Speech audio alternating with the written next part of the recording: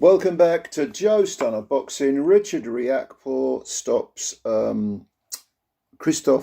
Glowacki in 4 rounds. And I suppose this was predictable because Glowacki, a former champ, has seen better days. He got stopped by Lawrence Okoli in 6. Maurice Breeder stopped him in 3. I mean, he's a name. Glowacki from Poland. He's 36 now. It's not a bad scalp to have. The guy still had some sort of pretensions at being world class and maybe making a run for the title. Certainly against Riakporhe, he came out aggressively, looking to land his own punches.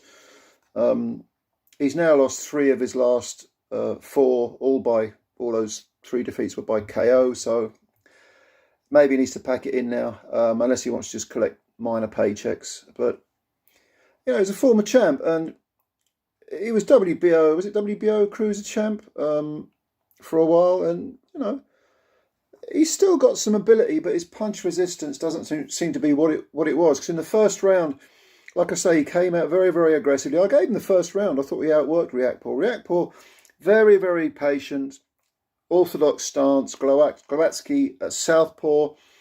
Riakporhe stepping to his right, trying to measure the guy. Like I say, Glowacki outworked Riakporhe in the first round for me. But in the second round, Riakporhe landed a big straight right, the pet punch against the southpaw. Oh, it's right cross, I think it was. Bang on the jaw, and Glowacki staggered back, stutter stepping, knees sagged. He didn't go down though.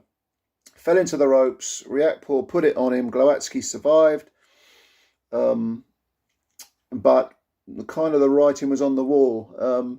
And Riakporhe's patience, I mean, that's a virtue against much busier fighters, probably guys that can match him in dimensions, because Glowacki was 6 foot tall, but Riakporhe was taller and longer arms. Perhaps perhaps he can show a little bit too much patience at times. But against Glowacki, he wasn't really under any threat at all. At no point was Glowacki hurting him. The third round, I thought Riakporhe again boxed very, very conservatively, very precisely. Glowacki, a little bit of sting had gone out of him, because maybe a little bit of ambition, because that big right hand in the second round certainly got his attention, to put it mildly. So I gave Riakporhe the third round, and in the fourth, again, now this was interesting little cameo, because Glowacki came forward, and as he always did, and landed a very good right hand to Riakporhe's body, and it seemed momentarily to really, to irritate Riakporhe, because Riakporhe within a split second landed an was chopping right, I think it was. Then he landed a left hook.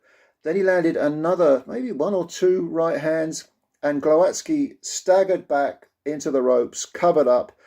But Riakporhe showed some real spite and just let the punches go. Didn't smother his work. There was nothing really coming back at him at all. Glowacki was in survival mode, and Howard Foster stepped in and stopped the fight. And yeah, it was a sensible stoppage. So Riakporhe's now 16-0, no defeats, looking to take on world-class people in their prime, shall we say. For Glowacki, I think it's the end of any kind of world-class pretensions he's got. He's had a good career, can't deny it. He slips to 32 wins, 4 defeats. 3 of those defeats are by stoppage. 20 wins by stoppage, but he's not really a one-punch hitter. And it looks to me like he can drop down a level, European level maybe, but it's over for him at world class. Whereas Riakporhe, he's got his world class career to come. Although I've said that he's 33, he's only 3 years younger than Glowacki, so he's got to get his skates on a little bit. But he's on a good run of form. He beat Fabio Turchi in 2 rounds. That was last year. Dion Juma in 8 rounds, I think it was. That was last year. So he's doing all right. He's doing all right. He had two good wins last year, and he started this year with a good win. So Riakporhe, yeah, I'd like to see him against Okoli. I think that'd be a great fight. But he can have a good career. He can make some money. He's with Sky, of course, and Boxer. So it'd be interesting to see where he goes. Did you see the fight? What did you think of the performance? What did you think of the opponent? Leave all your comments below. I like reading them. Thanks for your time as always, and subscribe if you're new. Hit the subscribe button. Nice one. Like the video if you liked it. And like I say, thanks for your time. I do appreciate it. And we'll speak again soon. We've got the big one to come, one left tonight, which is Chris Eubank Jr. against Liam Smith. I'll do a video for that, obviously a review video. So look out for that. And thanks as always. Bye for now.